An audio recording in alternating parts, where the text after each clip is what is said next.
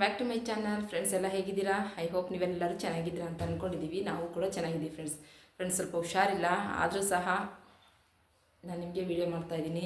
ಯಾಕೆಂತಂದರೆ ಈ ಚಳಿಯಿಂದಾಗಿಯೇ ಸ್ವಲ್ಪ ಹುಷಾರಿಲ್ಲ. ಓಕೆ ಫ್ರೆಂಡ್ಸ್, ಈಗ ನಾವು ಯಾವ ಒಂದು ಹೊಸ ಟಾಪಿಕ್ ತಂದಿದ್ದೀನಿ ಅಂತ ನೀವೆಲ್ಲ ಕಾಯ್ತಾ ಇದ್ದೀರಾ. ಫ್ರೆಂಡ್ಸ್, ಪ್ರತಿಯೊಬ್ಬರಿಗೂ ಪ್ರತಿಯೊಂದು ಕುಟುಂಬಕ್ಕೂ ಸಹ ಯೂಸ್ ಆಗುವಂಥ ಒಂದು ಒಳ್ಳೆಯ ಟಿಪ್ಸ್ ಅಂತಲೇ ಹೇಳ್ಬೋದು. ಏಕೆಂತಂದರೆ ನಾಳೆ ಜನವರಿ 10ನೇ ತಾರೀಕು ಅಲ್ವಾ. 10ನೇ ತಾರೀಕು ಮುಕ್ಕೋಟಿ ವೈಕುಂಠ ಏಕಾದಶಿ ಇದೆ ಅಲ್ವಾ. ಈ ಏಕಾದಶಿಯ ದಿನ ನೀವು ಈ ಒಂದು ರೆಮಿಡಿನ ಮಾಡೋದ್ರಿಂದ ಖಂಡಿತ ಹೇಳ್ತೀನಿ ಫ್ರೆಂಡ್ಸ್, ಮಾತೆ ಮಹಾಲಕ್ಷ್ಮಿ ವಿಷ್ಣುವಿನ ಜೊತೆ ಬಂದು ನಿಮ್ಮ ಮನೇಲಿ ನೆಲೆಸ್ತಾರೆ. 7 ತಲೆಮಾರು ಕೂತು ತಿನ್ನುವಂತಹ ಆಸ್ತಿನ ನೀವು ಮಾಡ್ತೀರಾ ಅಂತಲೇ ಹೇಳ್ಬೋದು. ನೋಡಿ, ಅಕ್ಕಿಯ ಡಬ್ಬದಲ್ಲಿ ನೋಡಿ ನಾನು ತೋರಿಸ್ತಾ ಇರುವಂತಹ ಈ ಒಂದೇ ಒಂದು ಗಂಟನ್ನ ನೀವು ಹಾಕಿ ಬಚ್ಚಿಡೋದ್ರಿಂದ 7 ತಲೆಮಾರು ಕೂತು ತಿನ್ನುವಂತಹ ಆಸ್ತಿನೇ ನೀವು ಮಾಡ್ತೀರಾ ಅಂತಲೇ ನಾವು ಹೇಳ್ಬೋದು.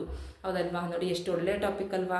ಹಾಗಾದ್ರೆ ಇಂಥ ಒಳ್ಳೆ ವೀಡಿಯೋಗೋಸ್ಕರ ನೀವೇನಾದ್ರು ವೆಯ್ಟ್ ಮಾಡ್ತಾ ಇದ್ರೆ ಪ್ಲೀಸ್ ಒಂದು ಲೈಕ್ ಕೊಡೋದನ್ನ ಮರಿಬೇಡಿ. ಮತ್ತು ಇನ್ನೂ ಯಾರು ಹೊಸಬ್ರು ನಮ್ಮ ಚಾನಲ್ನ ಸಬ್ಸ್ಕ್ರೈಬ್ ಮಾಡ್ಕೊಳ್ತೇನೆ ಹಾಗೆ ನೋಡ್ತಾ ಇದ್ದೀವಿ ಅಂತ ನೀವು ಹೇಳೋದಾದರೆ ದಯವಿಟ್ಟು ಸಬ್ಸ್ಕ್ರೈಬ್ ಮಾಡಿಕೊಂಡು ವೀಡಿಯೋನ ಎಲ್ಲೂ ಸ್ಕಿಪ್ ಮಾಡಿದ್ರೆ ಎಂಟು ತನಕ ನೋಡಿ ಫ್ರೆಂಡ್ಸ್. ಹಾಗಾದರೆ ಈ ರೆಮಿಡಿನ ಯಾವ ರೀತಿ ಮಾಡಿಕೊಂಡು ನಾವು ಅಕ್ಕಿ ಡಬ್ಬದಲ್ಲಿ ಈ ಒಂದು ಗಂಟನ್ನ ಹಾಕೋದ್ರಿಂದ ನಮಗೆ ಅಂದರೆ ನಾಳೆ ಮೇನಾಗಿ ವೈಕುಂಠ ಏಕಾದಶಿ ದಿನ ನಾವು ಅಕ್ಕಿಯ ಡಬ್ಬದಲ್ಲಿ ನಾವು ಈ ಒಂದು ಗಂಟನ್ನ ಹಾಕೋದ್ರಿಂದ ನಮ್ಮ ಬಡತನ ನಿವಾರಣೆ ಆಗುತ್ತೆ, ದಾರಿದ್ರ್ಯತೆ ಅನ್ನೋದು ನಿವಾರಣೆ ಆಗುತ್ತೆ, ಸಂಕಷ್ಟಗಳು ನಿವಾರಣೆ ಆಗುತ್ತೆ. ಮತ್ತು ನಾಳೆ ತುಂಬನೇ ಬಹಳ ವಿಶೇಷವಾದಂತಹ ದಿನ ಅಲ್ವಾ. ಈ ದಿನದಿಂದ ನಾವು ಈ ಒಂದು ಕೆಲಸನ ನಾವು ಮಾಡ್ಕೊಂಡು ಬರೋದ್ರಿಂದ ನಮ್ಮ ಗ್ರಹ ದೋಷ ಆಗಿರ್ಬೋದು, ಇಲ್ಲ ಶತ್ರುಗಳ ದೋಷ ಆಗಿರ್ಬೋದು, ಯಾವುದೇ ಒಂದು ದೋಷ ಇದ್ರೂ ಸಹ ಸಂಪೂರ್ಣವಾಗಿ ನಾವು ಬಗೆಹರಿಸ್ಕೊಂಡು 7 ತಲೆಮಾರು ಕೂತು ತಿನ್ನುವಂತಹ ಆಸ್ತಿ ನಿಮ್ಮದಾಗುತ್ತೆ. ಅಷ್ಟು ಐಶ್ವರ್ಯನೇ ನಿಮಗೆ ವಿಷ್ಣು ಮತ್ತು ಮಾತೆ ಮಹಾಲಕ್ಷ್ಮಿಯ ಅಂದರೆ ಅನುಗ್ರಹದಿಂದ ನಿಮಗೆ ಅಷ್ಟು ಐಶ್ವರ್ಯನೇ ಲಭಿಸುತ್ತೆ ಅಂತಲೂ ಸಹ ನಾವು ಹೇಳ್ಬೋದು. ಹಾಗಾದರೆ ಆದಷ್ಟು ಬೇಗ ನಾವು ಹೋಗಿ ವಿಡಿಯೋ ನೋಡ್ಕೊಂಡು ಬರೋಣ ಬನ್ನಿ ಫ್ರೆಂಡ್ಸ್. ಫ್ರೆಂಡ್ಸ್, ಪುಷ್ಯ ಮಾಸದಲ್ಲಿ ಬರುವಂತಹ ಶುದ್ಧ ಏಕಾದಶಿಯ ನಾವು ಮುಕ್ಕೋಟಿ ಏಕಾದಶಿ ಅಂತ ಕರಿತೀವಿ. ವರ್ಷದಲ್ಲಿ 24 ಏಕಾದಶಿ ಬರುತ್ತೆ. ಅದರಲ್ಲಿ ಹುಣ್ಣಿಮೆ ಬಂದಾಗ 26 ಏಕಾದಶಿ ಬರುತ್ತೆ ಅಂತಲೇ ಹೇಳ್ಬೋದು. ಪ್ರತಿಯೊಂದು ಏಕಾದಶಿಗೂ ತನ್ನದೇ ಆದಂತಹ ವಿಶೇಷತೆ ಇದೆ. ಆದರೆ ಈ ಮುಕ್ಕೋಟಿ ಏಕಾದಶಿಗೆ ತುಂಬಾ ಶಕ್ತಿಯುತವಾದಂಥ ಈ ಏಕಾದಶಿ ಇದು ಅಂತಲೂ ಸಹ ನಾವು ಹೇಳ್ಬೋದು. ಹಾಗಾಗಿ ಈ ಏಕಾದಶಿಯ ದಿನದಂದು ವಿಷ್ಣುವು ತ್ರಿಮೂರ್ತಿಗಳ ಜೊತೆ ಭೂಲೋಕಕ್ಕೆ ಬಂದು ಉತ್ತರ ದ್ವಾರದಲ್ಲಿ ಭಕ್ತರಿಗೆ ದರ್ಶನ ನೀಡೋದ್ರಿಂದ ತುಂಬಾ ಒಳ್ಳೆಯದಾಗುತ್ತೆ ಅಂತಲೂ ಸಹ ನಾವು ಹೇಳ್ಬೋದು. ಹಾಗಾಗಿ ಈ ಏಕಾದಶಿನ ನಾವು ಶಕ್ತಿಶಾಲಿಯಾಗಿರುವಂತಹ ಏಕಾದಶಿ ಅಂತ ನಾವು ಕರಿತೀವಿ. ಹಾಗಾಗಿ ಫ್ರೆಂಡ್ಸ್, ಲಕ್ಷ್ಮೀ ಕಟಾಕ್ಷವನ್ನು ಪಡೆಯಲು ನಾವು ಈ ಏಕಾದಶಿಯ ದಿನದಂದು ಪ್ರತಿಯೊಬ್ಬರೂ ಸಹ ಉಪವಾಸ ಮಾಡಿಕೊಂಡು ಭಗವಂತನ ನಾಮಸ್ಮರಣೆ ನಾವು ಮಾಡೋದ್ರಿಂದ ಖಂಡಿತ. ಅದು ಅಲ್ಲದೆ ಇನ್ನೊಂದು ಪಾಯಿಂಟ್ ಏನಂದರೆ, ವಿಷ್ಣುವಿಗೆ ಹಳದಿ ಬಣ್ಣದ ಒಂದು ಹೂಗಳನ್ನು ಅರ್ಪಿಸಿ ಭಗವಂತನ ನಾಮಸ್ಮರಣೆ ಮಾಡ್ಕೊಂಡು ಬರೋದ್ರಿಂದ ನಾವು ಏನು ಅನ್ಕೋತೀವಿ ಅಂತ ಕಾರ್ಯಗಳೆಲ್ಲ ಸಿದ್ಧಿಯಾಗುತ್ತೆ ಅಂತ ಶಾಸ್ತ್ರದಲ್ಲೇ ಹೇಳಿದ್ದಾರೆ ಅಲ್ವಾ. ಹಾಗಾದರೆ ಈ ಒಂದು ಅಂದರೆ ಲಕ್ಷ್ಮೀ ಕಟಾಕ್ಷ ನಾವು ಪಡ್ಕೋಬೇಕು ಅಂತಂದರೆ ವಿಷ್ಣುವನ ನಾವು ನಾಳೆ ದಿನ ನಾವು ಆರಾಧನೆ ಮಾಡಬೇಕು. ನಾಳೆ ದಿನ ನಾವು ವಿಷ್ಣುವನ್ನು ಹಳದಿ ಹೂಗಳಿಂದ ನಾವು ಪೂಜಿಸಿ ಭಗವಂತನ ನಾಮಸ್ಮರಣೆನ ಮಾಡ್ಕೊಂಡು ಬರೋದ್ರಿಂದ ಖಂಡಿತ ಹೇಳ್ತೀನಿ ಫ್ರೆಂಡ್ಸ್, 7 ತಲೆಮಾರು ಕೂತು ತಿನ್ನುವಂತಹ ಆಸ್ತಿನ ನೀವು ಮಾಡ್ತೀರಾ.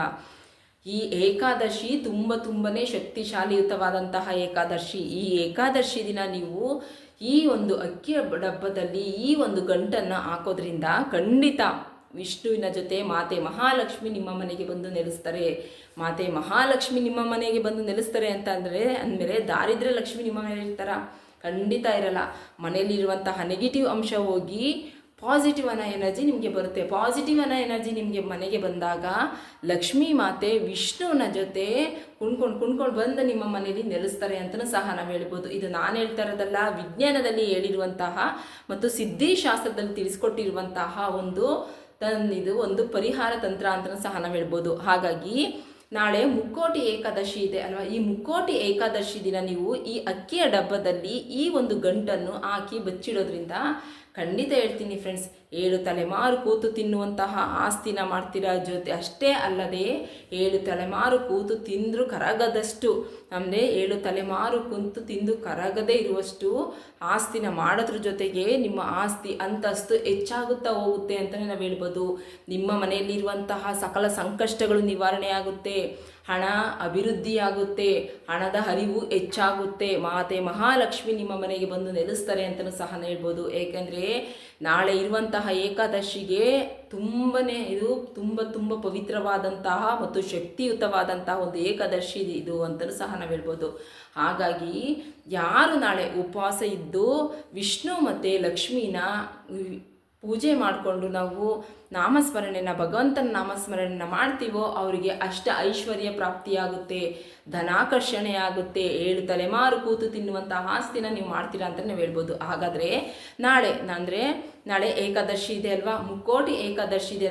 ನಾವು ಅಕ್ಕಿಯ ಡಬ್ಬದಲ್ಲಿ ಯಾವ ಒಂದು ವಸ್ತುವನ್ನು ಇಡೋದ್ರಿಂದ ನಮಗೆ ಈ ಒಂದು 7 ತಲೆಮಾರು ಕೂತು ತಿನ್ನುವಂಥ ಆಸ್ತಿ ನಾವು ಪಡ್ಕೋಬೋದು ಅಂತ ಅನ್ನೋದಾದರೆ, ಈಗ ನಾನು ಹೇಳ್ಕೊಡುವಂಥ ವಸ್ತುಗಳನ್ನ ನೀವು ನೋಡಿ.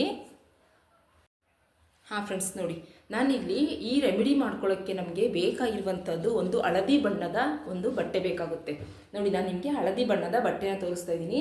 ನಿಮ್ಮಲ್ಲಿ ಹಳದಿ ಬಣ್ಣದ ಮನೆಯಲ್ಲೇ ಇರುವಂತಹ ಒಂದು ಹಳದಿ ಬಣ್ಣದ ಬಟ್ಟೆ ಇದೆ ಅಂತಂದರೆ ನೀವು ಅದನ್ನು ತಗೋಬೋದು. ಇಲ್ಲ ಅಂತಂದರೆ ಬಟ್ಟೆ ಹಳದಿ ಬಣ್ಣದಿಲ್ಲ ಅಂತ ಹೇಳಿದ್ರೆ ನೀವು ಈ ರೀತಿ ಇರುವಂತಹ ಒಂದು ವೈಟ್ ಕಲರ್ ಬಟ್ಟೆ ತಗೊಂಡು ಇದಕ್ಕೆ ನೀವು ಅರಿಶಿಣವನ್ನು ಲೇಪನ ಮಾಡಿ ನೀವು ಒಣಗಿಸ್ಕೊಂಡು ನಂತರ ಇದನ್ನು ಶುದ್ಧ ಮಾಡಿಕೊಂಡು ತಗೊಳ್ಳಿ. ನೋಡಿ, ಈ ರೀತಿ ನಾನು ಹಾಗೆ ಮಾಡಿದ್ದೀನಿ. ಅರಿಶಿಣನ ಈ ವೈಟ್ ಕಲರ್ ಇರುವಂತಹ ಈ ಒಂದು ಪೀಸಿಗೆ ನಾನು ನೋಡಿ ಈ ರೀತಿ ಅರಿಶಿಣವನ್ನು ಲೇಪನ ಮಾಡ್ಕೊಂಡಿದ್ದೀನಿ. ನೋಡಿ ಈ ರೀತಿ ಮಾಡ್ಕೊಳ್ಳಿ.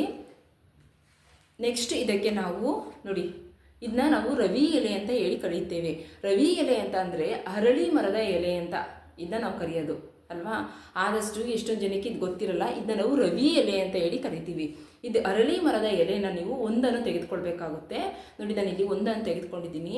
ನೆಕ್ಸ್ಟ್ ಇದಕ್ಕೆ ನೀವು ವಿಷ್ಣುವಿಗೆ ಮತ್ತು ಲಕ್ಷ್ಮೀ ಮಾತೆಗೆ ತುಂಬನೇ ಇಷ್ಟ ಆಗಿರುವಂತಹ ನೋಡಿ ಪಚ್ಚೆ ಕರ್ಪೂರನ ನಾನಿಲ್ಲಿ ತೆಗೆದುಕೊಂಡಿದ್ದೀನಿ. ಈ ಪಚ್ಚೆ ಕರ್ಪೂರನೂ ಸಹ ಇದಕ್ಕೆ ನಾವು ಆ್ಯಡ್ ಮಾಡ್ಕೋಬೇಕಾಗುತ್ತೆ. ನೆಕ್ಸ್ಟ್ ನಾವು ಇಲ್ಲಿ 1 ರೂಪಾಯಿ ಕಾಯಿನ್, ನಾನು ನಿಮಗೆ 1 ರೂಪಾಯಿ ಕಾಯಿನ ತೋರಿಸ್ತಾ ಇದ್ದೀನಿ. ಈ 1 ರೂಪಾಯಿ ಕಾಯಿನು ಸಹ ನಾವು ಇದಕ್ಕೆ ಆ್ಯಡ್ ಮಾಡ್ಕೋಬೇಕಾಗುತ್ತೆ. ಇದಕ್ಕೆ ನೀವು ಇನ್ನೊಂದು ಸ್ವಲ್ಪ ಅರಿಶಿನ ಕುಂಕುಮವನ್ನು ಸಹ ಇದಕ್ಕೆ ನೀವು ಆ್ಯಡ್ ಮಾಡ್ಕೋಬೇಕಾಗುತ್ತೆ. ಆ್ಯಡ್ ಮಾಡಿಕೊಂಡು ನೀವು ಈ ನೋಡಿ ನಾನು ಇಲ್ಲಿ ತೋರಿಸ್ತಾ ಇದ್ದೀನಲ್ವಾ, ಈ ಹಳದಿ ಬಣ್ಣದ ಈ ಒಂದು ಪೀಸಿಗೆ ನೀವು ಇದನ್ನೆಲ್ಲ ಹಾಕ್ಕೊಂಡು ಗಂಟು ಹಾಕೋಬೇಕಾಗುತ್ತೆ. ಫ್ರೆಂಡ್ಸ್ ನೋಡಿ, ಇದೆಲ್ಲವನ್ನು ಸೇರಿಸಿ ಈ ರೀತಿ ಹಳದಿ ಬಣ್ಣದ ಬಟ್ಟೆಗೆ ನೀವು ಗಂಟು ಹಾಕೊಳ್ಳಿ.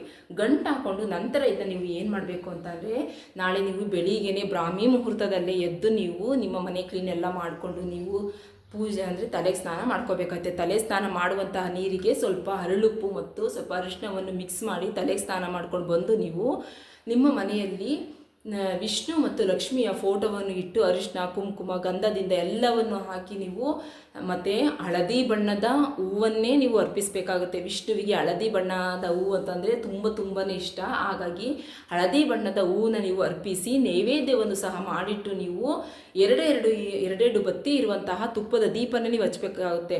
ಈ ರೀತಿ ಎರಡೆರಡು ತುಪ್ಪದ ದೀಪವನ್ನು ಹಚ್ಚಿ ವಿಷ್ಣು ಮತ್ತು ಲಕ್ಷ್ಮಿಗೆ ನೀವು ಪಚ್ಚೆ ಕರ್ಪೂರದಿಂದ ಆರತಿ ಮಾಡೋದ್ರಿಂದ ಖಂಡಿತ ಹೇಳ್ತೀನಿ ಫ್ರೆಂಡ್ಸ್, ನಿಮ್ಮ ಪೂಜೆಗೆ ಅವರು ಒಲಿದು ಐಶ್ವರ್ಯನೇ ನಿಮಗೆ ಕರುಣಿಸ್ತಾರೆ ಅಂತಲೇ ನಾವು ಹೇಳ್ಬೋದು. ಮತ್ತು ಅದರ ಜೊತೆಗೆ ನೀವು ಪೂಜೆ ಪುರಸ್ಕಾರಗಳನ್ನ ಮುಗಿಸ್ಕೊಂಡು ನಿಮ್ಮ ಮನೆ ಹತ್ರ ಇರುವಂತಹ ವಿಷ್ಣು ಆಲಯಕ್ಕೆ, ವಿಷ್ಣು ದೇವಸ್ಥಾನಕ್ಕೆ ಹೋಗಿ ನೀವು ಅಲ್ಲೂ ಸಹ ಪೂಜೆ ಪುರಸ್ಕಾರಗಳನ್ನ ಮುಗಿಸ್ಕೊಂಡು ನೀವು ಅಲ್ಲಿ ವಿಷ್ಣು ಮತ್ತು ಲಕ್ಷ್ಮಿಗೆ ಅರ್ಚನೆ ಮಾಡಿಸ್ಕೊಂಡು ನೀವು ನಂತರ ಮನೆಗೆ ಬಂದು ನೀವು ಈ ಒಂದು ಕೆಲಸನ ವಿಷ್ಣು ಮತ್ತು ಲಕ್ಷ್ಮಿಯ ಫೋಟೋದ ಮುಂದೆ ಕುತ್ಕೊಂಡು ಈ ರೀತಿ ನೀವು ಮಾಡ್ಕೋಬೇಕಾಗುತ್ತೆ. ಮಾಡಿಕೊಂಡು ಇದ್ರ ಮೇಲೆ ನೀವು ಸಂಕಲ್ಪ ಮಾಡಿಕೊಂಡು ಕೇಳ್ಕೋಬೇಕಾಗುತ್ತೆ. ಈ ಒಂದು ಗಂಟನ್ನು ನಾನು ಇವತ್ತು ಏಕಾದಶಿ ದಿನ ಇದೆ, ಈ ಏಕಾದಶಿ ದಿನ ಈ ಒಂದು ಗಂಟನ್ನು ನಾನು ಅಕ್ಕಿಯ ಡಬ್ಬದಲ್ಲಿ ಬಚ್ಚಿಡ್ತಾ ಇದ್ದೀನಿ. ಈ ಅಕ್ಕಿಯ ಡಬ್ಬದಲ್ಲಿ ಬಚ್ಚಿಡೋದ್ರಿಂದ 7 ತಲೆಮಾರು ಕೂತು ತಿನ್ನುವಂತಹ ಆಸ್ತಿನ ನೀವು ಕೊಡ್ತೀರಾ ಅನ್ನೋ ನಂಬಿಕೆ ನನಗಿದೆ. ಯಾಕೆ ಅಂತಂದರೆ ನಾಳೆ ಏಕಾದಶಿ ದಿನ ನಾವು ಏನೇ ಒಂದು ವರ ಕೇಳಿದ್ರೂ ಅವರು ತಥಾಸ್ತು ಅಂತ ಹೇಳಿ ಕೊಡ್ತಾರಂತೆ.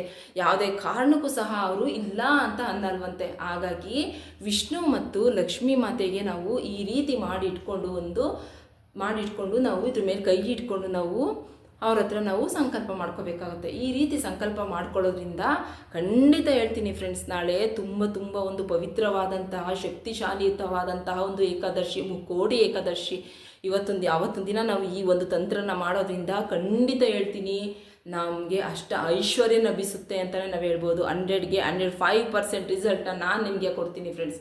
ಯಾಕೆ ಅಂತಂದರೆ ಇದನ್ನು ನಾನು ಹೋದ ವರ್ಷ ಮಾಡಿದ್ದಕ್ಕೆ ನನಗೆ ತುಂಬಾ ಒಳ್ಳೆಯದಾಗಿದೆ. ಹಾಗಾಗಿ ನಾನು ನಿಮಗೆ ಹೇಳ್ತಾ ಇದ್ದೀನಿ, ಇದನ್ನು ಮಾಡಿಕೊಂಡು ನಂತರ ನೀವು ನಿಮ್ಮ ಅಡುಗೆ ಮನೆಗೆ ಬಂದು ನೀವು ನಿಮ್ಮ ಅಕ್ಕಿ ಅಕ್ಕಿಯನ್ನು ನೀವು ಇಟ್ಕೊಂಡಿರ್ತೀರಲ್ವ ಬಾಕ್ಸು, ಆ ಬಾಕ್ಸ್ಗೆ ನೀವು ಈ ಒಂದು ಗಂಟನ್ನ ನೀವು ಈ ರೀತಿ ನೀವು ಫೋಲ್ಡ್ ಮಾಡಿಬಿಟ್ಟು ನೀವು ನಿಮ್ಮ ಅಕ್ಕಿ ಬಾಕ್ಸ್ ಇದು ಅಂತ ಅಂದರೆ ಅಡೀಲಿ ಇಟ್ಟು ನೀವು ಮೇಲ್ಗಡೆ ಎಲ್ಲ ಅಕ್ಕಿನ ತುಂಬಬೇಕಾಗುತ್ತೆ.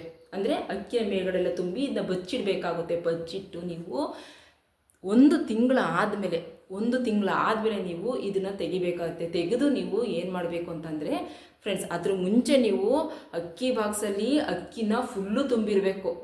ಯಾವುದೇ ಕಾರಣಕ್ಕೂ ಅರ್ಧ ಇರ್ಬೋದಾಗಿರ್ಬೋದು, ಕಾಲು ಭಾಗ ಇರೋದಾಗಿರ್ಬೋದು ಮಾಡೋಕ್ಕೋಗ್ಬಿಡಿ. ಫುಲ್ಲು ಅಕ್ಕಿ ಡಬ್ಬದಲ್ಲಿ ಫುಲ್ಲು ಅಕ್ಕಿನ ತುಂಬಿ ನಂತರ ನೀವು ಈ ಒಂದು ಪೂಜೆನ ಮಾಡಿ ಅಡಿಯಲ್ಲಿ ನೀವು ಇದನ್ನ ಬಚ್ಚಿಡಬೇಕಾಗುತ್ತೆ. ಬಚ್ಚಿಟ್ಟು ನೀವು ಇದ್ರ ಮೇಲೆಲ್ಲ ಅಕ್ಕಿನ ಕ್ಲೋಸ್ ಮಾಡ್ಕೊಳ್ಳಿ.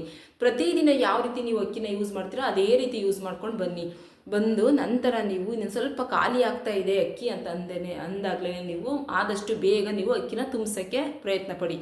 ಖಾಲಿ ಆದಮೇಲೆ ದಯವಿಟ್ಟು ತುಂಬಿಸೋಕೆ ಹೋಗಬೇಡಿ.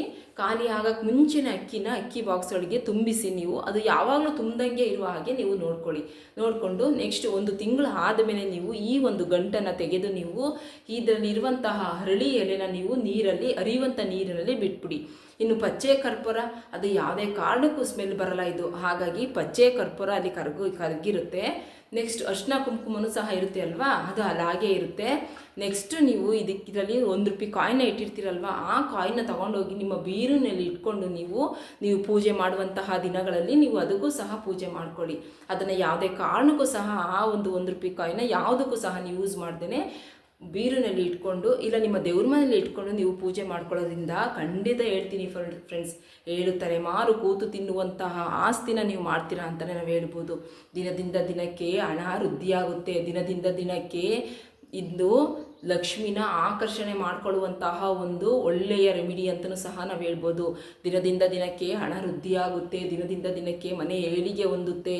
ವಿಷ್ಣು ಮತ್ತು ಲಕ್ಷ್ಮಿಯ ಕಟಾಕ್ಷ ನಮಗೆ ದೊರೆಯುತ್ತೆ. ವಿಷ್ಣು ಮತ್ತು ಲಕ್ಷ್ಮಿಯ ಕಟಾಕ್ಷದಿಂದ ಖಂಡಿತ ಹೇಳ್ತೀನಿ ಫ್ರೆಂಡ್ಸ್. ಮತ್ತು ಇನ್ನೊಂದು ವಿಷಯ ಹೇಳ್ತೀನಿ, ನಾಳೆ ಪೂಜೆ ಮಾಡಿ ನಾಳೆ ಸಾಯಂಕಾಲ ನೀವು ಪೂಜೆ ಮಾಡ್ತೀರಲ್ವ, ಗೋಧೂಳಿಯ ಸಮಯದಲ್ಲಿ ಪೂಜೆ ಮಾಡಿದಾಗ ನಿಮ್ಮ ಹೊಸ್ಲತ್ರನೂ ಸಹ ನೀವು ಆ ಕಡೆ ಈ ಕಡೆ ನೀವು 2 ದೀಪಗಳನ್ನ ಹಚ್ಚಿ ನೀವು ಪೂಜೆ ಮಾಡಿ. ಈ ರೀತಿ 2 ದೀಪಗಳನ್ನು ಹಚ್ಚಿ ನೀವು ಪೂಜೆ ಮಾಡೋದ್ರಿಂದ ಖಂಡಿತ ಹೇಳ್ತೀನಿ ಫ್ರೆಂಡ್ಸ್, ಮಾತೆ ಮಹಾಲಕ್ಷ್ಮಿ ವಿಷ್ಣುವಿನ ಕೃಪಾ ಕಟಾಕ್ಷ ನಿಮಗೆ ಸಿಕ್ಕಿ ನಿಮ್ಮ ಯಾವುದೇ ಒಂದು ವರ ಇದ್ರೂ ಸಹ ನೀವು ಬೇಡಿದಂಥ ವರವನ್ನು ಅವರು ಖಂಡಿತ ದಯಪಾಲಿಸ್ತಾರೆ ಅಂತಲೂ ಸಹ ನಾವು ಹೇಳ್ಬೋದು. ನೋಡಿದ್ರಲ್ಲ ಫ್ರೆಂಡ್ಸ್, ನಾಳೆ ಮುಕ್ಕೋಟಿ ಏಕಾದಶಿ ತುಂಬಾ ಪವಿತ್ರವಾದಂತಹ ಶಕ್ತಿಶಾಲಿಯುತವಾದಂತಹ ಏಕಾದಶಿ. ನಾನಂತೂ ಇದನ್ನು ನಾಳೆ ಮಾಡ್ತೀನಿ, ನೀವು ಇದನ್ನೆಲ್ಲ ಮಾಡ್ತೀರಾ ಅಂತ ಅಂದ್ಕೊಂಡಿದ್ದೀನಿ ಫ್ರೆಂಡ್ಸ್. ಓಕೆ ಫ್ರೆಂಡ್ಸ್, ಇದು ತುಂಬ ಮತ್ತೆ ಹೇಳ್ತಾ ಇದ್ದೀನಿ, ಇದು ತುಂಬ ಶಕ್ತಿಶಾಲಿಯುತವಾದಂತಹ ಏಕಾದಶಿ. ನಾಳೆ ದಿನ ನೀವು ಯಾವುದೇ ಒಂದು ವರ ಕೇಳಿದ್ರೂ ಸಹ ವಿಷ್ಣು ಮತ್ತು ಲಕ್ಷ್ಮಿ ಇಲ್ಲ ಅಂತಂದರೆ ನಿಮಗೆ ಕರುಣಿಸ್ತಾರಂತೆ. ಅದೇ ರೀತಿ ಎಲ್ಲರಿಗೂ ಮುಕ್ಕೋಟಿ ಏಕಾದಶಿಯ ಒಂದು ಶುಭಾಶಯಗಳು. ಓಕೆ ಫ್ರೆಂಡ್ಸ್, ಈ ವಿಡಿಯೋ ನಿಮ್ಮೆಲ್ಲರಿಗೂ ಇಷ್ಟ ಆಗಿರುತ್ತೆ ಅನ್ಕೋತೀನಿ. ನಾನಂತೂ ಇದನ್ನ ನಾಳೆ ಮಾಡ್ತೀನಿ, ನೀವು ಸಹ ಇದನ್ನ ಮಾಡ್ತೀರಾ ಅಂತ ಅಂದ್ಕೊಂಡಿದ್ದೀನಿ. ನನ್ನ ಫ್ಯಾಮಿಲಿ ಅಂತ ಅಂದಮೇಲೆ ನೀವೆಲ್ಲರೂ ಇದನ್ನ ಮಾಡ್ತೀರಾ ಅಲ್ವಾ. ಓಕೆ ಫ್ರೆಂಡ್ಸ್, ಎಲ್ಲರೂ ಇದನ್ನು ಮಾಡಿ 7 ತಲೆಮಾರು ಕೂತು ತಿನ್ನುವಂತಹ ಆಸ್ತಿನ ನೀವು ಮಾಡಿ ಅಂತ ಹೇಳ್ತಾ ನನ್ನ ಈ ಒಂದು ಬ್ಲಾಗ್ನ ನಾನು ನಿಮಗೆ ಎಂಡ್ ಮಾಡ್ತಾ ಇದ್ದೀನಿ ಫ್ರೆಂಡ್ಸ್. ಇನ್ನೂ ಯಾರು ಹೊಸಬ್ರು ನಮ್ಮ ಚಾನಲ್ನ ಸಬ್ಸ್ಕ್ರೈಬ್ ಮಾಡ್ಕೊಳ್ದೇನೆ ಹಾಗೆ ನೋಡ್ತಾ ಇದ್ದೀವಿ ಅಂತ ನೀವು ಹೇಳೋದಾದರೆ ದಯವಿಟ್ಟು ಸಬ್ಸ್ಕ್ರೈಬ್ ಮಾಡಿಕೊಂಡು ವೀಡಿಯೋನ ಎಲ್ಲೂ ಸ್ಕಿಪ್ ಮಾಡಿದೆ ಎಂಡ್ ತನಕ ನೋಡಿ ಫ್ರೆಂಡ್ಸ್. ಓಕೆ ಫ್ರೆಂಡ್ಸ್, ಈ ವಿಡಿಯೋ ಇಷ್ಟ ಆಗಿದೆ ಪ್ಲೀಸ್ ಒಂದು ಲೈಕ್ ಕೊಟ್ಟು ನಿಮ್ಮ ಫ್ಯಾಮಿಲಿ ಫ್ರೆಂಡ್ಸ್ ಎಲ್ಲರಿಗೂ ಸಹ ಇದನ್ನ ಶೇರ್ ಮಾಡಿ ನಿಮ್ಮ ಪ್ರೀತಿ ವಿಶ್ವಾಸ ಕೊನೆಯೇ ತನಕ ನಮ್ಮ ಚಾನಲ್ ಮೇಲೆ ಕೊಡಿ ಅಂತ ಹೇಳ್ತಾ ನನ್ನ ಈ ಒಂದು ಬ್ಲಾಗ್ನ ನಾವಿಲ್ಲಿ ಎಂಡ್ ಮಾಡ್ತಾ ಇದ್ದೀನಿ. ಮತ್ತೊಂದು ಹೊಸದಾದಂಥ ಯೂಸ್ಫುಲ್ ಆಗುವಂಥ ಟಿಪ್ಸ್ನೊಂದಿಗೆ ನಾನು ಮತ್ತೆ ಬರ್ತೀನಿ. ಅಲ್ಲಿ ತನಕ ಬಾಯ್, ಟೇಕ್ ಕೇರ್ ಫ್ರೆಂಡ್ಸ್.